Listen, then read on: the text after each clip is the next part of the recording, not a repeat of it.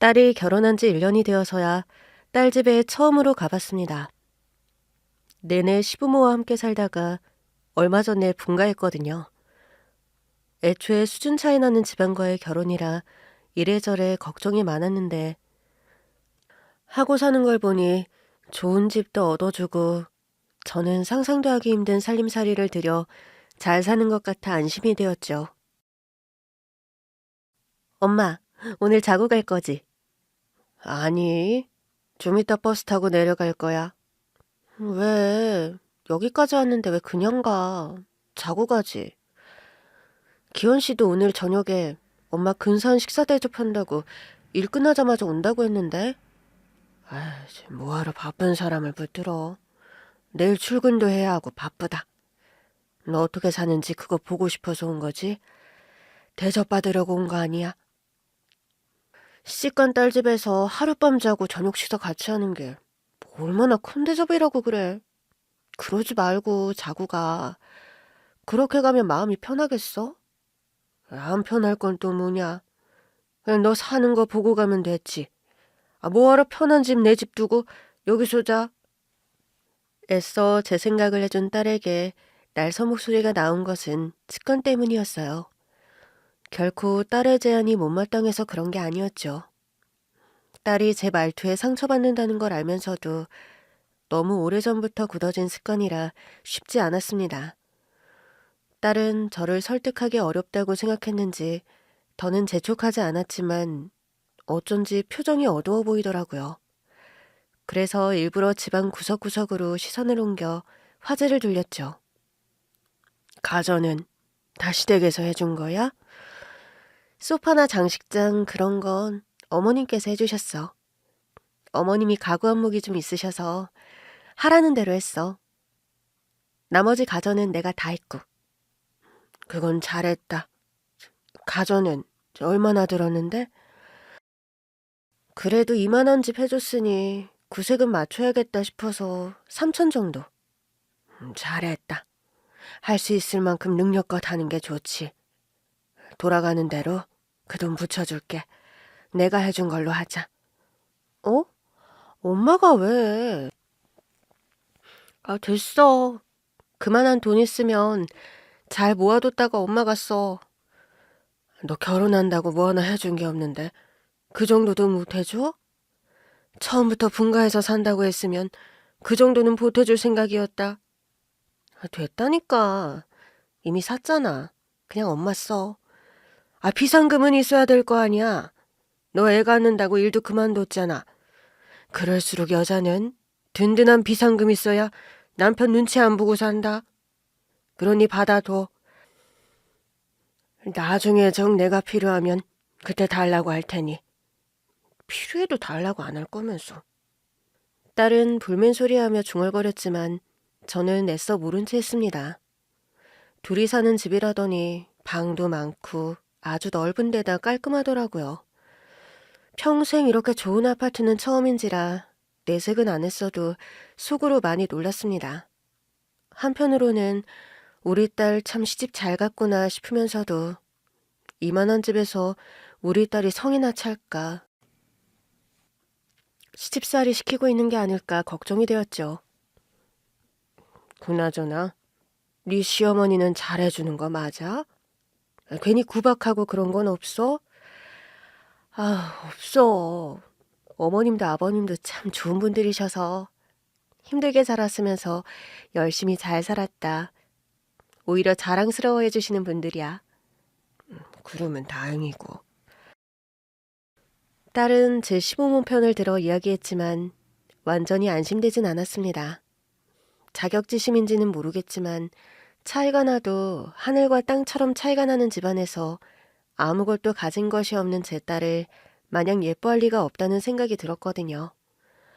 처음부터 분가를 시켜주지 않고 데리고 산다고 했을 때부터도 부족하다고 생각하니 들여다놓고 드자비하려는 건 아닌가 싶어 반대도 많이 했었어요. 하지만 기어이 그 차이 나는 결혼을 했으니 미움 사는 일이 없이 잘 살길 바라야 했죠.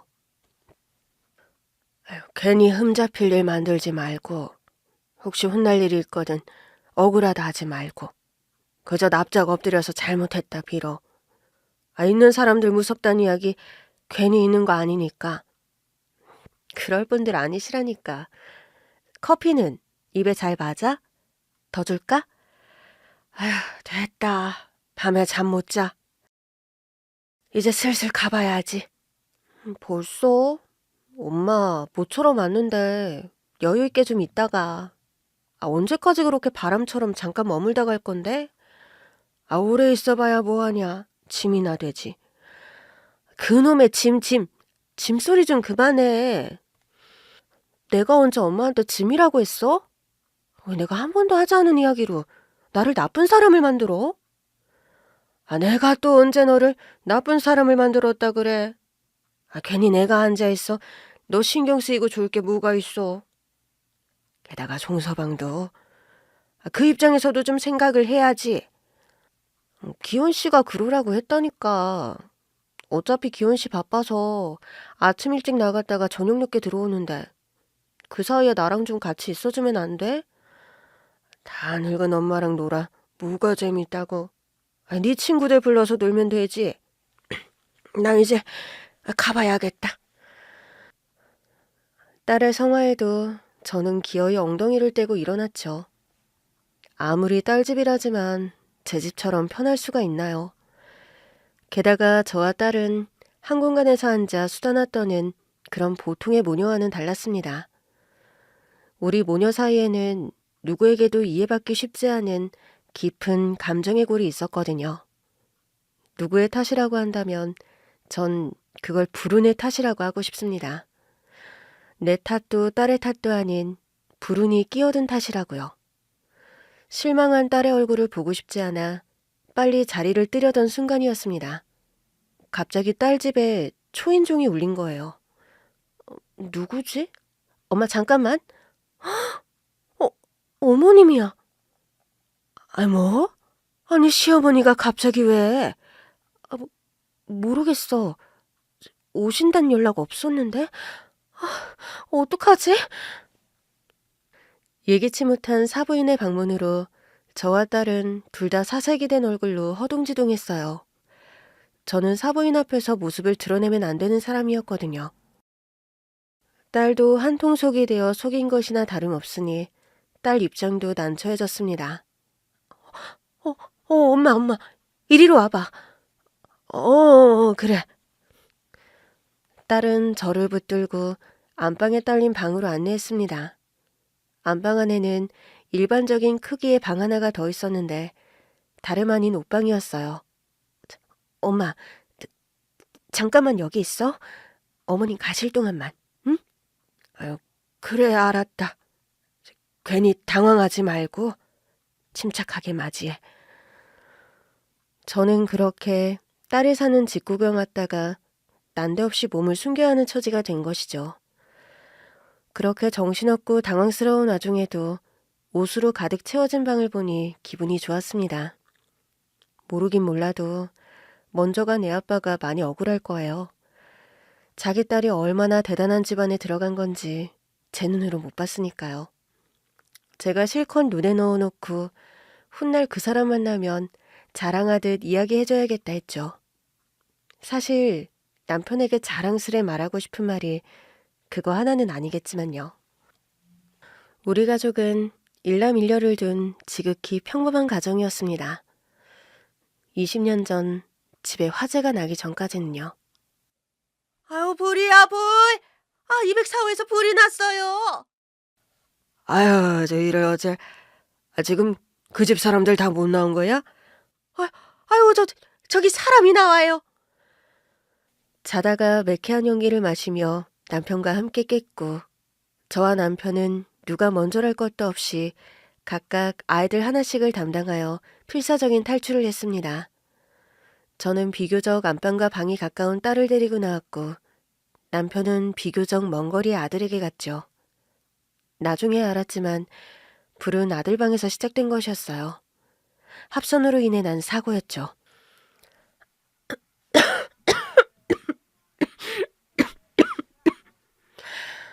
어머머, 세상에. 은정엄마, 괜찮아? 정신이 좀 들어? 아유, 우리 대윤이, 우리 대윤이랑 남편. 아유, 걱정하지 마. 소방관들이 들어갔으니까 틀림없이 구해올 거야. 얼른 은정이부터 구급차로 옮겨야 돼. 이미 연기를 마신 뒤 정신을 잃은 딸의 응급처치 때문에 집에서 무슨 일이 일어나고 있는지는 몰랐어요. 아들의 방에서 불이 났다는 사실을 모르고 있던 저는 남편이 어떻게든 불이 난 방에 뛰어들어 아들을 데리고 나오려다 실패했던 사실을 뒤늦게 접했죠. 불길이 진압되고 나서야 남편과 아들은 까맣게 탄 채 들것에 실려 나왔고, 저는 타담한 통나무처럼 누워있는 두 사람을 보고 정신을 잃어버렸습니다. 아유, 아유, 정미야. 정미 정신 좀 차려봐라, 어? 엄마? 아유, 그래, 나다. 알아보겠어? 아유, 아유, 천지신명님 감사합니다. 아유, 하느님 부처님 감사합니다. 여기가 어디야? 내가 왜 기억이 안 나? 너희 집에 불이 나서. 아, 엄마, 은정이는? 그리고 은정 아빠랑 태윤이. 은정이는 저기 너보다 먼저 깨어났다. 얼른 정신 차리고 내려가야 해. 보낼 사람은 보내야 하지 않겠냐? 보내? 누굴 보낸다는 말이야? 아우, 이거사 정신 차려.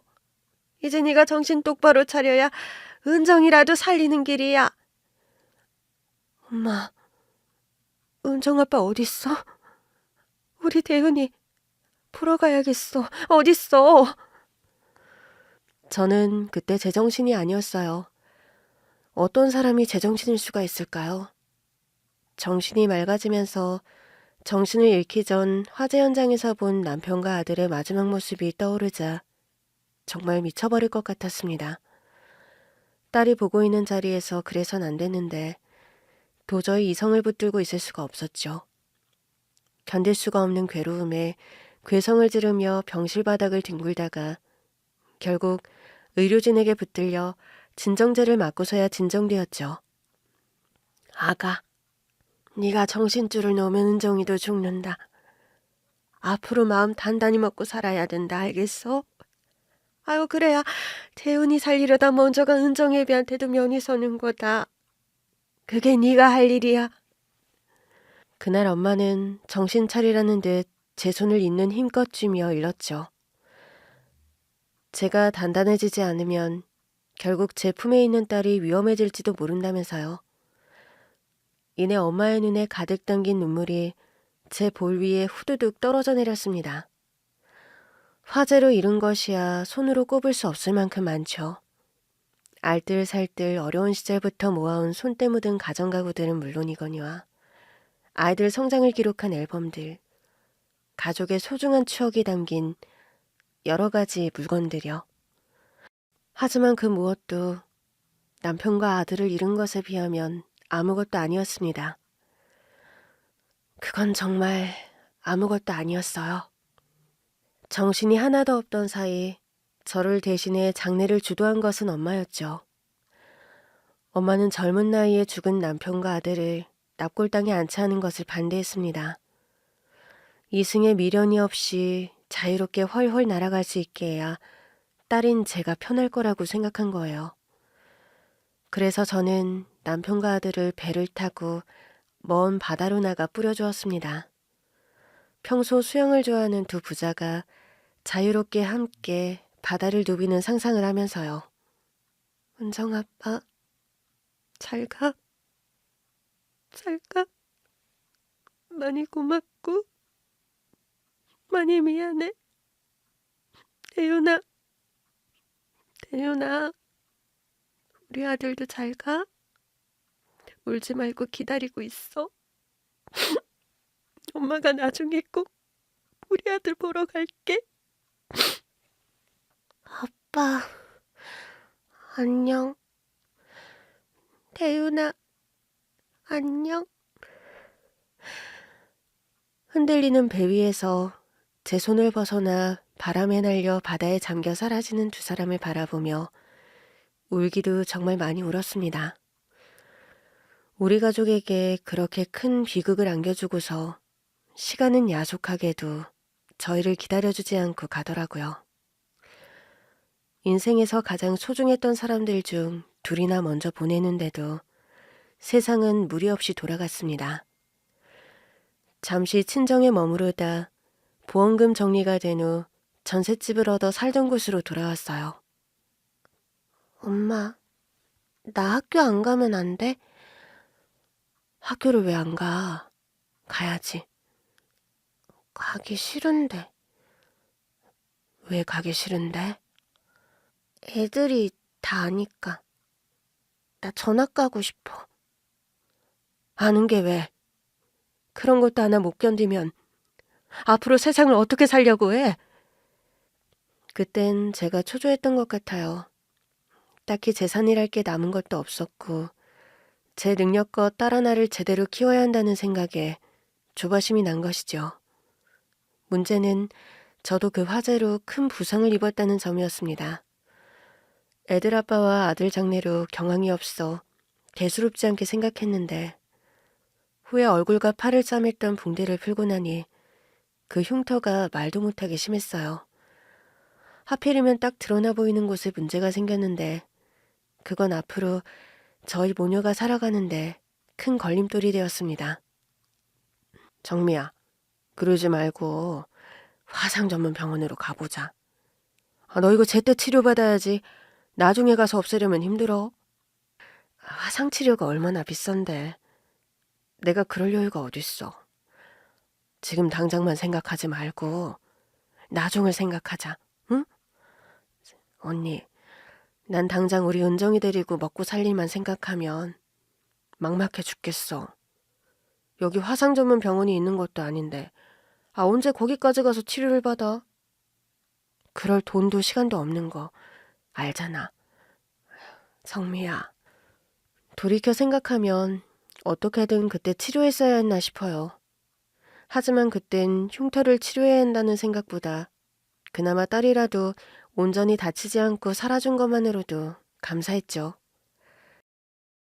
제가 애들 어렸을 때는 보험회사도 다니고 화장품 판매업도 할 정도로 많은 사람들을 만나 이야기하는 것을 좋아했던 사람입니다. 그런데 그 일이 있고 난 후 사람들 앞에서 많이 위축이 되더라고요.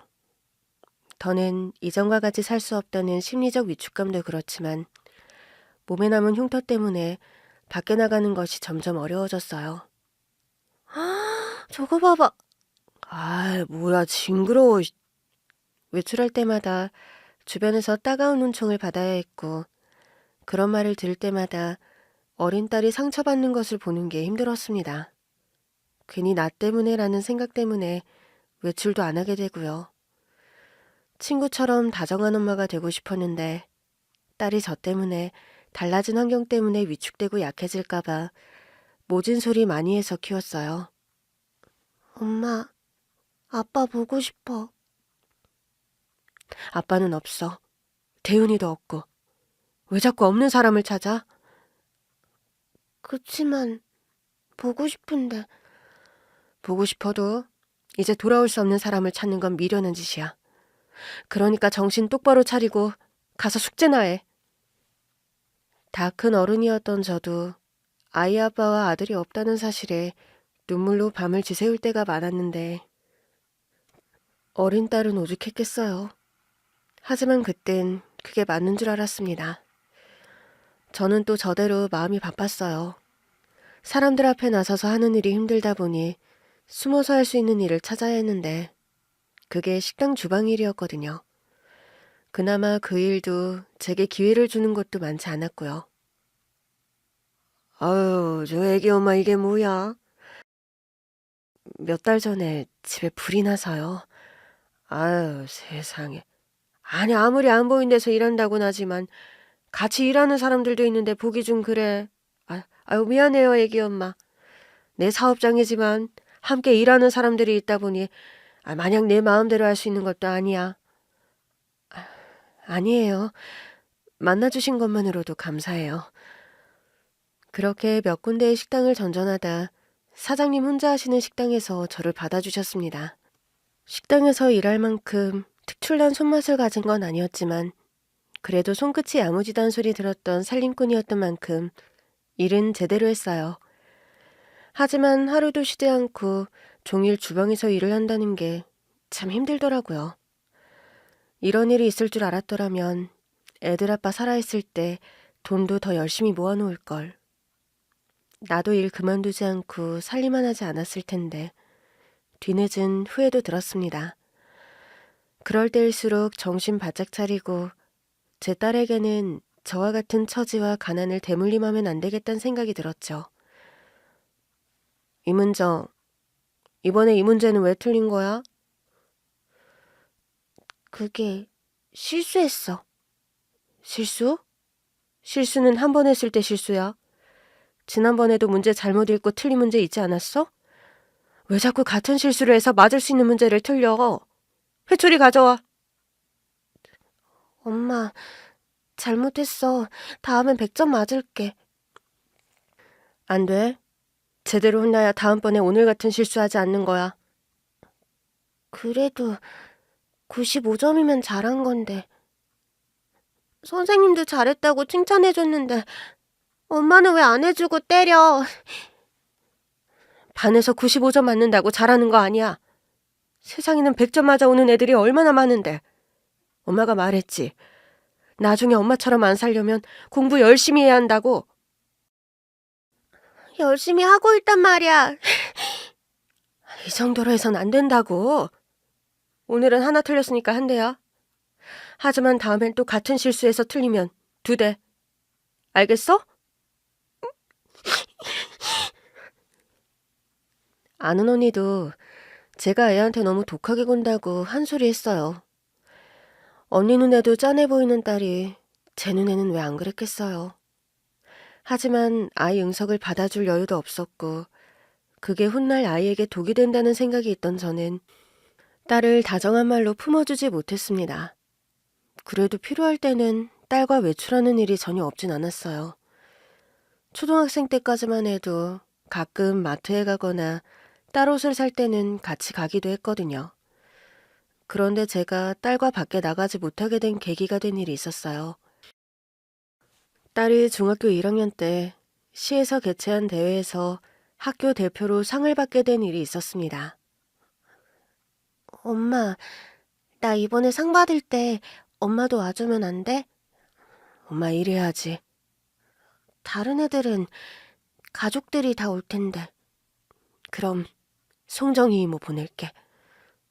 또? 졸업식에도 입학식에도 송정이 이모가 와주신 것도 고맙지만 나는 엄마가 와줬으면 좋겠는데. 일단 엄마 사장님한테 여쭤보고 생각해볼게. 사람이 마음의 여유가 없으면 괜히 주변 사람들에게 모질게 됩니다. 그거 하나 가는 게 뭐가 어렵다고 그렇게 고민이 되던지요. 아는 언니도 그런 푸념하고 있을 게 아니라 당연히 가야 한다고 채찍질했죠. 너 그러다가 나중에 후회해. 애 크는 거 본다는 게 별거야. 애가 때 되면 졸업하고 입학하고 그런 거 다 같이 축하하는 자리에 참석해서 축하해줘야지. 정민호 사정을 하니 내가 대신 가주는 거지만 그때마다 은정이 말도 못하게 실망한 표정 보는데 얼마나 짜내는 줄 알아? 괜히 내가 갔다가 더 실망하면 어쩌려고. 은정이가 와달라잖아. 얘가 와달라는데 왜 그런 쓸데없는 걱정을 하고 있어? 엄마란 사람이? 내가 가도 되려나? 아유, 되지. 그럼 또 내가 가리? 그래서 큰 마음 먹고 나선 길이었어요. 여름인데도 긴팔을 입고 스카프로 얼굴을 싸매고서야 갈 수 있었습니다. 졸업식 입학식 때도 직접 주지 못한 꽃다발도 샀고요. 은근히 긴장되고 설레는 일이더라고요. 맨 뒤에 앉아 딸이 수상하는 모습을 보는데 감격스러워 눈물이 다 났습니다. 애 아빠가 이 모습을 봤으면 아주 우리 딸 최고라고 다 큰 애를 업고 다녔을 거예요. 참, 은정이 대견하다, 대견해. 그 와중에 학교 대표로 상까지 받고, 내 딸도 아닌데 이렇게 대견한데, 넌 오죽하겠니? 그러게, 어쩜 저렇게 잘 자라줬는지, 제대로 해준 것도 없는데. 오길 잘했다 싶지? 응, 언니, 고마워. 언니 말이 맞지, 뭐. 나중에 은정이 아빠한테 할 말이 많겠네. 당신 이런 것도 안 보고 뭐가 그렇게 급해 갔냐고 따지기라도 할 수 있겠어? 안 왔으면 뭐라고 했겠어? 같이 살면서 이런 것도 안 보고 뭐 했냐고 야단했겠지. 그래, 정미야. 앞으로는 은정이 크는 거 하나도 놓치지 말고 살아. 응? 그래서 그날만큼은 애 아빠가 살아있었으면 해줬을 말로 딸을 칭찬해줘야겠다 마음먹었죠. 시상식이 끝난 후 저를 찾아 다가오는 딸을 보며 다가가려던 찰나였습니다. 갑자기 밀려드는 인파에 이리저리 치이다 얼굴을 싸고 있던 스카프가 흘러내린 거예요. 저게 뭐야? 어머, 세상에 화상 입었나 보네. 엄마 징그러워. 저 아줌마 괴물 같아. 그나마 어른들은 눈치껏 피하거나 수근거리는 데 그쳤지만 어린애 중 몇몇은 손가락질하며 신기해하거나 징그러워했어요. 딸도 당황스러워하는 게 보이고 저는 더는 그 자리에 있을 수가 없어 자리를 박차고 나와버렸습니다. 딸에게 건네야 할 꽃다발은 곁에 있던 아는 언니에게 넘긴 채로 말이에요. 그 뒤로 저는 딸과 함께 외출을 해본 적이 없습니다. 함께 마트를 가거나 쇼핑하는 평범한 모녀의 일상을 완전히 포기했죠. 뿐만 아니라 딸과 모녀 간의 유대를 맺을 만한 어떠한 대화도 제대로 해본 적이 없어요. 저는 그저 딸을 먹이고 키우고 제대로 교육하는 데 혈안이었지 딸의 마음을 들여다보거나 보듬어주는 방법을 알지 못했죠. 임은정, 너 학원 끝난 지가 언젠데 지금 들어와? 친구들이랑 독서실 갔다 왔어. 독서실? 공부는 집에서 하면 되지. 어떻게 다 큰 애가 12시가 다 돼서 들어와? 집에서 기다리는 엄마 생각은 안 해? 어제 분명히 말했잖아. 시험 기간이니까 독서실에서 공부하다 이 시간쯤 올 거라고. 네가 언제? 어제 엄마 텔레비전 보고 있을 때 분명히 말했어. 엄마도 알겠다고 했고. 사소한 갈등만 많았죠. 딸은 혼자서 나름대로 치열한 노력을 하고 있었습니다. 남들처럼 좋은 학원이나 과외를 많이 시켜주지 못했는데도 저 알아서 성적도 잘 받아왔죠. 그렇게 딸은 우리나라 최고의 대학에 입학했죠. 딸이 입학 소식을 가져온 날 저는 정말 놀랐습니다. 잘한다 잘한다 하지만 전국에서 날고 기는 애들이 간다는 서울대를 붙어올 줄은 몰랐으니까요. 어머, 은정아. 세상에 너무 잘했다 잘했어. 감사해요, 이모. 이모가 많이 도와주신 덕분이죠. 내가 한 게 뭐가 있다고. 진짜 내가 다 눈물이 난다. 기특해 죽겠어. 정미 너는 아무 말도 안 할 거야? 뭘 그렇게 쳐다보고만 있어? 어? 어, 어. 그러니까 은정이 네가 서울대에 간다는 거야? 내가 아는 그 서울대? 응. 엄마가 서울대 가길 바랐잖아. 내가? 내가 언제? 엄마가 늘 그랬잖아. 가난하게 살지 않으려면 최고 대학에 들어가야 한다고. 그거 말고는 바라는 거 없으니 공부나 열심히 하라고. 나는 그저... 우리 은정이만한 효녀가 어딨어. 공부만 하란다고 진짜 공부만 해서 덥석 서울대 들어간 애가 어딨냐고. 은정아, 정말 잘했다 잘했어. 운이 좋았어요. 작년 시험이었으면 어림도 없었을 텐데. 여러모로 돌아가신 아버지가 도와주셨다고 생각해요. 매일 기도했거든요. 도와달라고. 어머, 아유, 그랬어? 아유, 세상에. 그래. 은정 아빠가 우리 은정이 장하다 싶어서 도와줬나 보다. 처음에 믿기지가 않았던 것 같아요. 그간의 고생이 전부 보상받는 듯한 기분이 들었고, 무한히 마음이 놓이는 기분이 들었죠. 그리고 처음으로 저는 딸에게 잘했다 칭찬했습니다. 은정아, 어? 고맙다. 잘했어. 음. 그땐 이젠 걱정 없이 살겠다 싶었어요. 그동안 알뜰살뜰 살며 모아둔 돈도 있겠다. 앞으로도 일할 날은 창창한데 딸 서울대만 졸업하면 인생은 탄탄대로일 것 같다는 생각이 들었거든요. 어느 날 밤 이제 시집갈 때까지 얼추 얼마나 벌어 얼마간의 지원을 해줄 수 있는지 그런 계산을 하고 있던 날이었습니다. 갑자기 방문을 두드리며 딸이 할 말이 있다며 찾아온 거예요. 엄마, 근데 이번에도 안 올 거야? 어? 어딜? 입학식. 아, 글쎄, 아무래도 바쁠 것 같은데. 그래도 입학식인데 엄마가 원하는 학교 간 거잖아. 송정이 이모 보낼게. 또? 엄마 혹시 흉터 때문이면 난 괜찮으니까. 그런 게 아니라 하필 그날 정말 일이 있어서 그래. 송정이 이모한테 부탁할게. 알았어. 흉터가 제 삶에 그렇게 큰 영향을 미칠 줄은 몰랐죠. 뒤늦게 화상 전문 병원에서 치료받을 걸 그랬다고 후회하기도 했지만 화상 범위가 넓고 정도가 심한 부분이 있어 큰 돈을 들였어도 힘들었겠지만요. 돌이켜 생각해보면 딸은 괜찮다고 했는데도 제가 나서질 못했으니 어쩌면 그건 제 문제였습니다. 누군가 저를 보면 대단한 딸의 유일한 오점이라고 생각할 것 같다는 두려움도 있었거든요. 그날 저는 화장실에 가다가 딸의 방문 너머에서 들리는 울음소리에 걸음을 멈추어야 했어요. 숨죽여 흐느끼는 목소리가 들려 마음이 너무 아팠습니다. 그런데도 도저히 딸에게 입학식에 가겠다. 그런 소리가 안 나오더라고요. 정미야, 정말 안 갈 거야? 미안해, 언니. 매번 이런 부탁을 해서. 아휴, 난 모르겠다. 굳이 이렇게까지 해야 하나 싶어. 은정이 그게 못된 것도 아니고 너 그렇게 나선다고 부끄러워할 애는 아니잖아. 아유, 알지.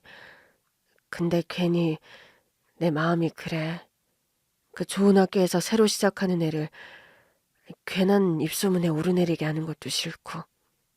정말 괜찮겠어? 나는 괜찮으니까 언니가 가서 많이 축하해줘. 아유, 알았어. 사진 많이 찍어올게. 결국 그날도 아는 언니를 보냈죠.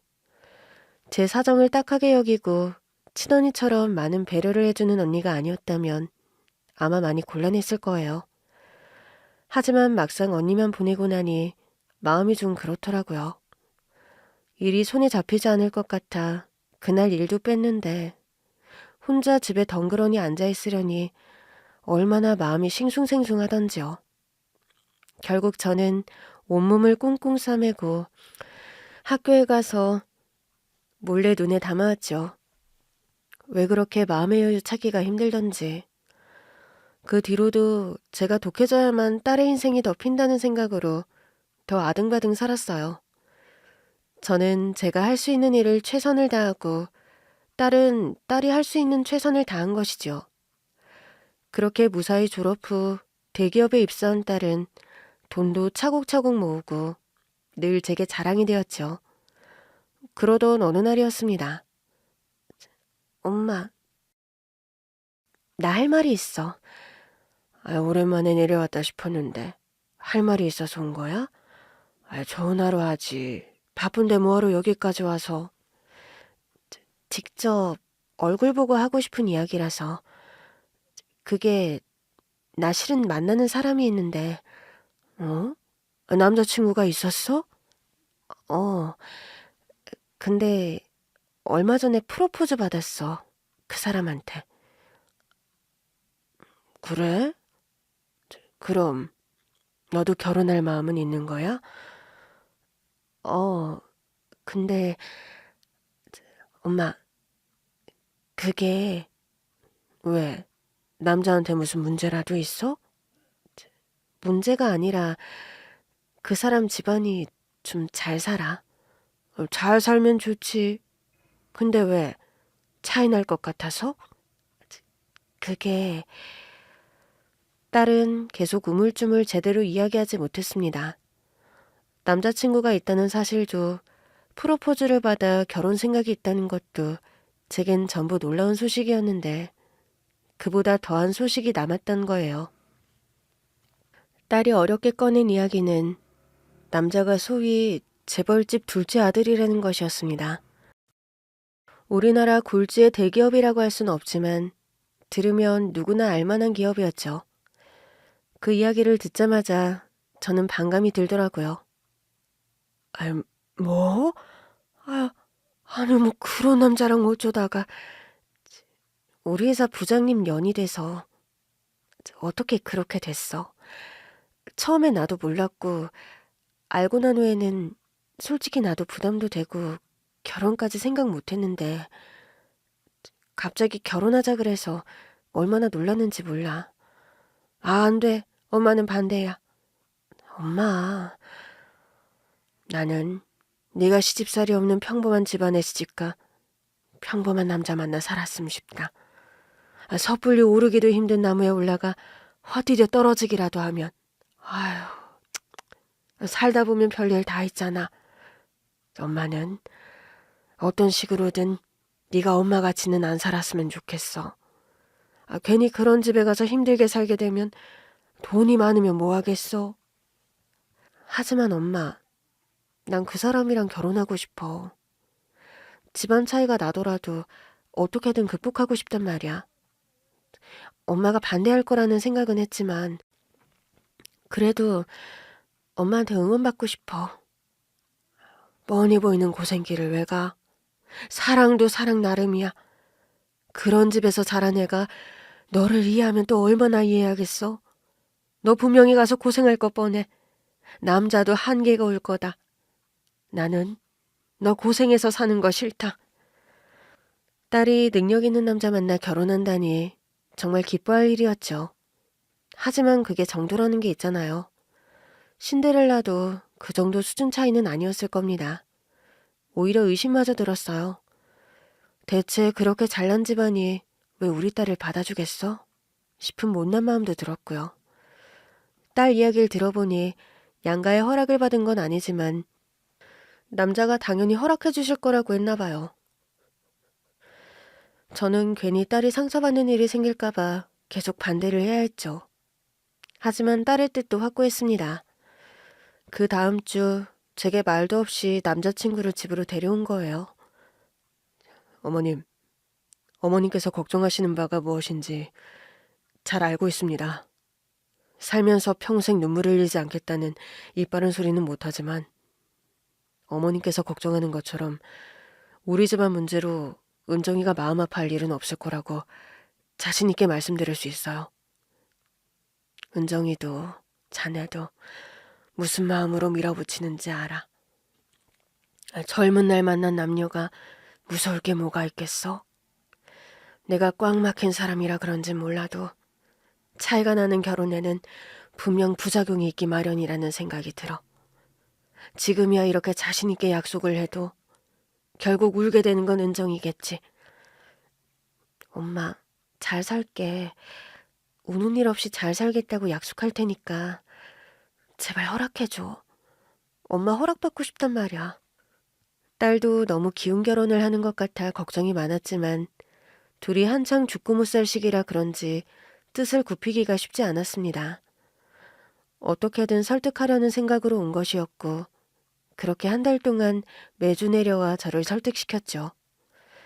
그렇게 만나다 보니 집안만 아니면 사이가 될 아이는 제대로 된 아이다 싶게 좋은 사람이었어요.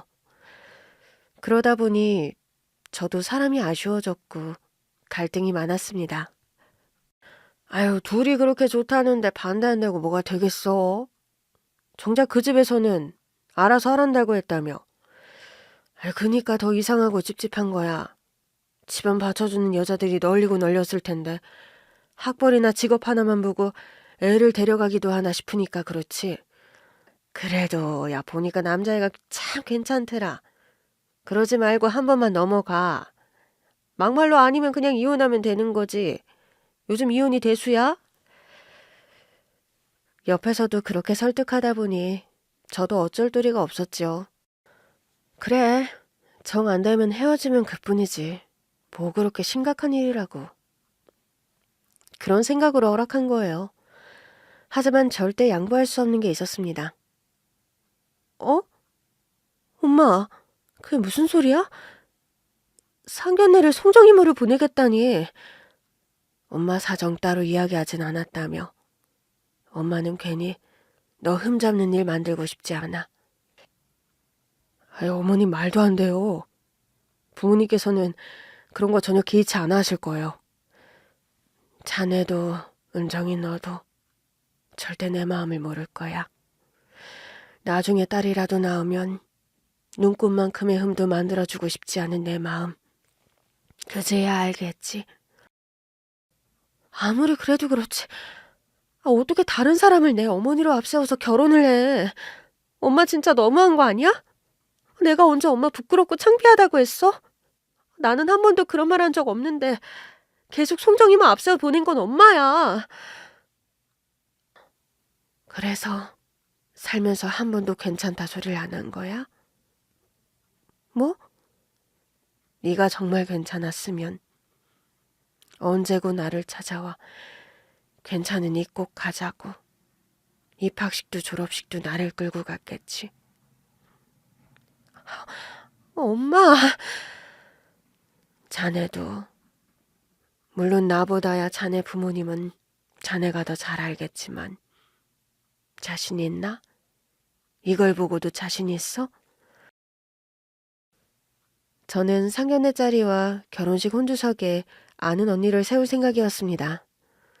그동안은 사위를 만날 때 꽁꽁 싸매고 있었는데 설득이 되지 않는 사위 앞에서 얼굴을 가리고 있던 스카프를 치우고 긴 팔을 걷어올렸습니다. 사위도 역시 깜짝 놀란 듯 표정 관리가 되지 않았어요.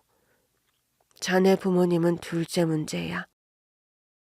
잘난 집안이니 그곳에 온 사람들이 또 얼마나 많겠어. 내 모습이 자네 부모님께 누가 되지 않을 거란 보장할 수 있겠어? 불필요한 뒷말 안 나오게 할 수 있냐 말이야. 네? 아, 어머님, 괜한 말 나오게 하기 싫네. 내가 이렇게 반대하는데도 정 둘이 결혼하려거든. 그 조건으로 해. 전 양보할 생각이 없었습니다. 남들이 보기 흉하다고 생각할 흉터를 드러내고 앉아 괜한 말 나오게 하고 싶지 않았거든요. 누군가의 눈요깃거리가 되고 싶은 생각도 없었고요. 하지만 딸은 제 뜻과 다르게 마음이 많이 상했는지 결국 예비 사위를 보내고 난 뒤 엄청 화를 냈죠. 지금까지 그렇게 화가 나고 감정 조절을 하지 못하는 딸을 본 적이 없을 정도로요. 엄마가 지금까지 나한테 엄마로서 해준 게 뭐가 있어? 뭐? 너 지금 그걸 말이라고 해? 내가 해준 게 뭐가 없어? 내가 그렇게 아등바등 산 이유가 뭔데? 알아. 나 좋은 옷 입히고 아빠 없는 티 내지 않으려고 부단히 애쓴 거 나도 안다고. 근데 나 아빠 없는 거 친구들도 다 알고 있었어. 아빠뿐이야? 엄마 없다고 아는 친구들도 있었다고. 입학식, 졸업식, 남들 다 가지고 있는 평범한 추억도 없고 엄마랑 같이 떡볶이 먹은 기억도 영화 보러 간 기억도 없어. 엄마랑 나 사이에 어떤 추억이 있냔 말이야. 추억 생각할 겨를이 어디 있었겠어? 엄마가 이 모양 이 꼴인데 그게 뭐가 어때서? 이제 결혼식에도 엄마가 아니라 송정이모야? 송정이모가 내 엄마냐고. 너 진짜 자신 있어? 좋아 죽겠다며? 들어가서 고된 시집살이를 하더라도 상관없다며? 그런데 그런 집안에서 엄마 보고 반대하면 자신 있게 나올 수 있겠어? 그 결혼 포기할 수 있겠냐고? 그런 분들 아니시라니까. 왜 자꾸 안 좋은 쪽으로만 생각하는 거야? 나는 싫어. 싫다고. 남들 앞에서 내 흉 보이는 것도 싫고 한 사람이라도 나 때문에 네가 욕먹는 꼴을 못 보겠다고. 엄마! 저는 더는 딸과 대화를 하지 않고 방으로 들어와 버렸습니다. 결혼까지는 그렇다 치지만 도저히 합의가 어려운 일이었거든요. 물론 그 계획에 찬성하는 사람은 저뿐이었습니다. 아는 언니도 그건 아니라고 딱 잘라 이야기했거든요. 안 돼. 내가 그동안 너 대신 은정이 입학식이다 졸업식이다 다 따라다녔지만 결혼식은 아니지. 그건 거짓말하는 거야. 그 집 속이고 결혼하는 거라고. 언니, 제발 그러지 말고 내 말 좀 들어줘. 아이 꼴로 어떻게 식장에 가서 앉아있어. 안 그래도 기운 결혼이다 말 많을 텐데 거기다 내가 이러고 앉아있으면 사람들이 뭐라고 생각하겠냐고. 내색은 안 해도 결국 은정이 무시하는 사람들 많을 거고 나는 결혼을 안 시켰으면 안 시켰지 그 꼴은 못 봐. 아이 그거 받아들이기 힘들면 안 보내면 되잖아. 그런 집에 뭐하러 보내? 아유 지가 좋다잖아 지가. 나라고 그런 집에 보내고 싶겠어? 오르지도 못할 나무 쳐다도 보지 말랬다고. 지 혼자 공부해서 서울대 대기업까지 들어간 장한 딸이어도 내 딸한테 그 집은 오르지도 못할 나무란 거 너무 잘 알아는 소리야. 그런 집에 시집살이라도 해보겠다는데 내가 해줄 수 있는 게 하나도 없잖아 언니. 아유 성미야. 저는 포기하지 않고 아는 언니를 설득했습니다. 결국 언니도 두 손 두 발 다 들었고 제 딸의 엄마 노릇을 해주기로 한 것이죠. 지인으로 딸 결혼식에 몰래 가서 보고 남들 눈에 띌까 후다닥 나왔습니다. 한창 축하받을 시기에 혼자 버스 타고 집으로 돌아오는데 어찌나 눈물이 나던지요. 어쨌거나 결혼식이 무사히 진행되었고 딸이 잘 사는 것 같아 그 일도 잊고 살기로 했죠. 딸은 올 때마다 귀한 것들을 들고 왔고 재벌집에 시집가서 그런지 차림새도 몰라보게 좋아졌더라고요. 시댁 식구들은 잘해줘? 괜히 이래저래 괴롭혀 먹으려고 합가한 건 아니고? 그런 거 아니야. 물론 어른들이랑 함께 사는 거니까 편할 순 없지만 그래도 배려도 많이 해주시고 좋은 분들이셔. 아유 장남도 아닌데 뭐하러 끼고 사는지. 말했잖아. 가풍이 있다 보니까 가까이 살며 익혔으면 좋겠다고. 형님도 그랬대. 그래. 너가 어련히 알아서 생각하고 결정한 거겠지. 딸이 그렇게 말은 해도 눈으로 본 게 아니니 그렇게 안심이 되진 않았습니다. 그렇게 딸을 시집 보내고 난 후 몇 개월이 흐른 뒤 어느 날이었어요. 한창 바쁘게 일하다 점심시간이 지나 겨우 한숨 좀 돌릴까 싶던 와중에 갑자기 사장님이 나와보라는 겁니다. 아유 은정 엄마 좀 나와봐요. 네? 갑자기 무슨 일인데요? 저기 저 사람이 음식한 사람 좀 만나고 싶다는데. 왜? 음식에 뭐 문제 있었던 거예요? 아유 몰라. 저 이유는 묻지 않고 그냥 조리장 얼굴 좀 볼 수 있겠냐고 하는데 거절하기 좀 힘들어서. 은정 엄마 사정 아는데 그냥 잠깐 얼굴 좀 비추고 와. 무슨 일이지? 알았어요 뭐.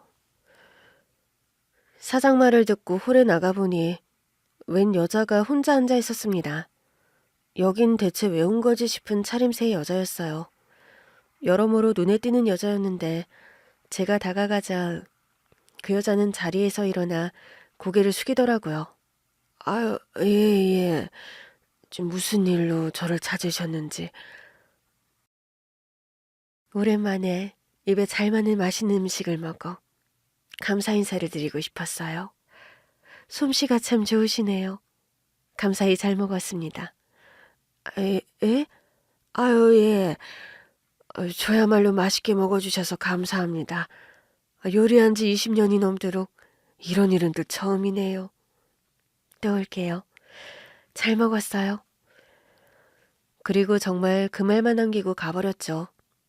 이게 대체 무슨 일인가 싶어 사장과 저는 서로를 마주보고 어리둥절했습니다. 20년 주방에서 일했다고 드디어 고수가 됐나 싶었어요. 그리고 며칠 뒤 딸에게 연락이 온 거예요. 합가에서 살다가 드디어 1년 만에 분가에 나왔다며 한번 놀러 오라고 재촉했죠. 괜히 눈에 띌까 싶어 됐다는데 결혼식 이야기 들먹이며 딸 사는 것도 안 궁금하냐는데 결국 갈 수밖에 없었죠. 그러다가 옷방에 숨는 일이 생겨버린 겁니다. 어렴풋이 딸과 사부인이 대화하는 소리가 들리더라고요. 소리가 가까워질수록 초조해지더라고요. 이러다 들키면 뭐라고 둘러댈까? 일하러 온 도움이라고 할까? 딸이 눈치껏 알아듣고 맞장구를 쳐줄까? 그런 생각에 식은땀이 났습니다. 그러다 저 때문에 이혼하게 되면 어쩌나 싶기도 하고요.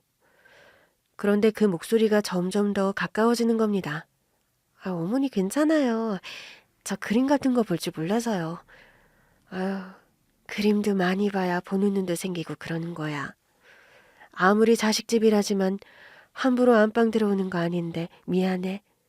내가 전체적으로 분위기를 좀 보고 어울리는 그림을 선물하고 싶어서. 딱 괜찮다 싶은 그림이 있는데 그게 잘 맞을 것 같기도 하고 아닌 것 같기도 해서 바로 달려왔잖니. 정말 괜찮은데. 안 그래도 해주시는 거 많은데 이렇게 하나하나 신경 써주시니 너무 죄송하고 감사해요. 우리 기현이랑 결혼한 거면 이제 내 딸인데 당연히 이 정도는 해줘야 하지 않겠어? 부담 갖지 말아라. 부모 자식 간에 주고받는 걸로 부담 갖는 거 아니야. 사돈이 딸에게 그림 선물을 하고 싶은 모양이었습니다. 그 일로 급하게 찾은 것이고요. 제가 숨어있는 옷방 바로 너머까지 목소리가 가까워졌는데 이러다 제 심장 소리가 밖까지 들리는 건 아닌가 싶어 꼼짝도 할 수가 없었죠. 그런데 갑자기 사부인이 그러는 거예요. 근데 은정아, 이제 사실을 말해줄 때도 되지 않았니? 네? 언제까지 두 모녀가 그렇게 마음 졸이며 살 생각이니? 네? 그게 무슨... 앉아보렴. 실은 우리 다 알고 있었다. 상견례 자리에 나온 분, 결혼식 때도 온 그분. 은정이 네 어머니 아닌 거 말이야. 네? 어머니, 그걸 어떻게... 뒷조사를 좀 했다. 우리 집이 만만찮은 집이라는 건 너도 알았을 거 아니야? 기현이 짝으로 생각해둔 집안이 있는데 그게 어그러져서 네 시아버지도 골치가 좀 아파서 그랬어. 사정도 사정이지만 아무리 사정이 그래도 그렇지 고작 그런 이유로 가짜 사돈을 내세우려고 했다는 게 난 너무 괘씸해서 이 결혼 반대했었다. 네 시아버지도 기현이 불러다 얼마나 혼냈는지 몰라. 근데 기현이가 울면서 사정하더구나. 사부인께서 몸의 상처가 깊은 만큼 마음의 상처가 깊어 보여 도저히 그렇게 하지 않고서는 결혼하기 힘들 것 같아 그랬다고 말이야. 기현 씨가요? 너도 알겠지만 우리 아들이 그런 성격이 아니잖니? 그런데 아들이 그렇게 사정하니 네 시아버지도 나도 마음이 약해진 거지. 일단 우리 아들 좀 믿어보자 하고. 어머니 죄송해요. 정말 나쁜 의도로 그랬던 건 아니에요. 정말 속이고 싶어서 그랬던 건 아니에요. 저는 도저히 안에서 듣고 있을 수만은 없었습니다. 이 모든 사실을 사돈이 알았다고 하니 그 화살을 딸에게 돌릴까봐 걱정이 되었거든요. 결국 터질 것 같은 심장을 부여잡고 옷방문을 열고 나간 겁니다. 은정이 잘못이 아닙니다, 사돈. 그게 다 제 잘못이에요. 제가 그러자고 한 겁니다. 아유, 아니지, 어떡해. 어머니 죄송해요. 저 잘 살고 있다고 엄마한테도 보여드리고 싶어서 제가 불렀어요. 어머님께서 이렇게 갑자기 찾아오실 줄 모르고. 어떻게 된 사정인지 조심스레 다 밝히려고 했는데 저는 그 사돈 얼굴을 보자마자 얼어붙고 말았어요. 우리는 처음 본 사이가 아니었거든요. 사돈은 놀란 듯 나를 바라보더니 이내 미소를 지었습니다. 잘 지내셨어요? 그때 밥 맛있게 잘 먹었습니다. 아이고, 그쪽은 많이 놀라셨죠?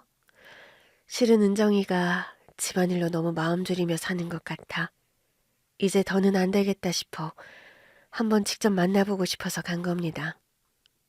직접 만나 뵙고 알아보니 사돈 대단히 성실하게 사셨더라고요. 네? 아유, 저는 그런 줄도 모르고. 사돈, 음식 참 잘하시던데요? 솜씨가 너무 부럽더라고요. 저는 아무리 해도 그 맛이 안 나던데 언제 한번 또 가도 되죠? 아유, 물론이죠. 얼마든지 오세요. 제가 뭐든지 해드릴 테니까요. 저는 대체 이게 무슨 일인가 싶어 경황이 없었습니다. 그런데 사부인은 제게 다가와서는 제 손을 잡으며 그러더라고요. 그동안 얼마나 아프고 힘드셨어요. 몸에 진 흉만큼 마음의 흉도 아물지 못하고 20년을 넘게 얼마나 힘드셨을지 저는 감도 안 잡혀요. 아유, 그렇게 말씀해 주시니 너무 감사할 따름이에요. 저는 애들을 시켜 사부인을 속였는데 사돈은 제가 밉지도 않은가요? 아유, 믿긴요.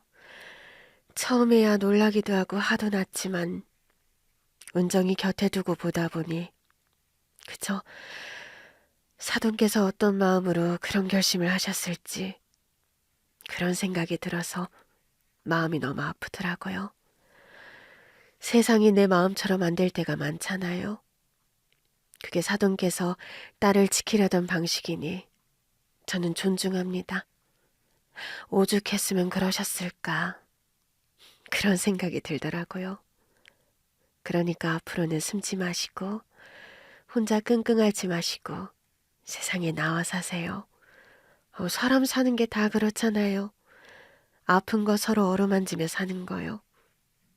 우리도 그렇게 살아요. 감사합니다. 정말 감사합니다, 사돈. 저는 그날 깨달았습니다. 저를 힘들게 한 것은 저 스스로였다는 것을요. 나중에 딸이 그러더라고요. 내가 중학교 1학년 때 학교 대표로 시상대에 올랐을 때 말이야. 그때 엄마한테 손가락질하는 사람들을 무시하고 엄마 손을 잡아줬더라면 엄마가 평생 그렇게 숨어 살려고 하지 않았을 텐데. 그런 후회가 있었어. 내가 그때 엄마 손을 잡아줬더라면 엄마는 나 때문에 세상 사람들에게 숨지 않아도 됐을 텐데 하고. 나는 엄마가 한 번도 부끄러운 적이 없었는데 내가 용기를 내지 못해서 엄마를 부끄러운 사람으로 만든 것 같아서 너무 미안했어. 그게 어른이 된 지금까지도 내내 걸렸어. 미안해, 엄마. 딸에게 사과를 듣는데 스스로가 너무 창피했습니다. 딸이 제 손을 잡아주지 않아 숨은 게 아니라 제가 스스로 숨은 것이었으니까요. 생각해보면 그동안 제가 얼마나 많은 배려를 받고 살아왔나요? 그 배려 속에서 너무 당연하게 누릴 수 있었던 것들을 놓치고 살아왔던 것 같습니다. 제가 세상을 너무 겁낸 것이죠. 앞으로는 좀 더 떳떳하게 딸에게 숨지 않고 사는 엄마의 삶을 보여주고 싶어요. 그래서 용기 내어 다음에 함께 마트에 쇼핑을 가자고 했죠. 길고 긴 어리석은 저의 지난날의 이야기를 들어주셔서 감사드립니다.